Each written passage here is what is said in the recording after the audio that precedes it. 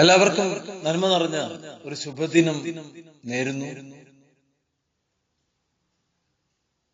ചെറിയ കാരണങ്ങളാണ് എല്ലാ വീഴ്ചകളുടെയും കാരണം.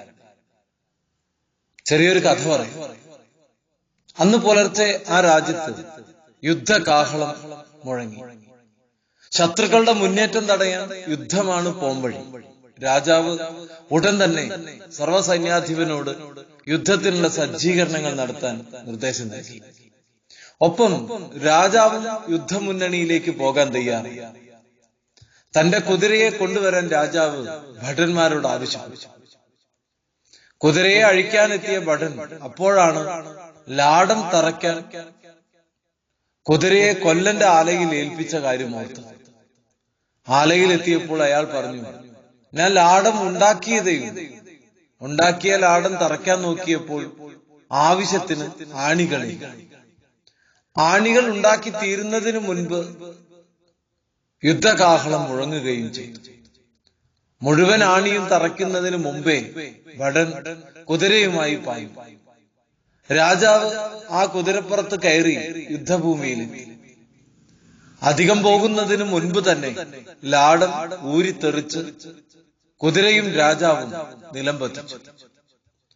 ആർക്കും രക്ഷിക്കാൻ കഴിയുന്നതിന് മുൻപേ ശത്രുക്കൾ രാജാവിനെ പിടിച്ചു കെട്ടി കൊണ്ടുപോയി. ആണിയുടെ കുറവ് കൊണ്ട് ലാടവും, ലാടത്തിന്റെ കുറവ് കൊണ്ട് കുതിരയും, കുതിരയുടെ കുറവ് കൊണ്ട് രാജാവും, രാജാവിന്റെ കുറവ് കൊണ്ട് രാജ്യവും നഷ്ടമാവുകയാണ്. കുറച്ചുകൂടി കൃത്യമായിട്ട് പറഞ്ഞാൽ ഒരാണിയുടെ കുറവ് കൊണ്ട് രാജ്യം തന്നെ നഷ്ടപ്പെടുന്നു.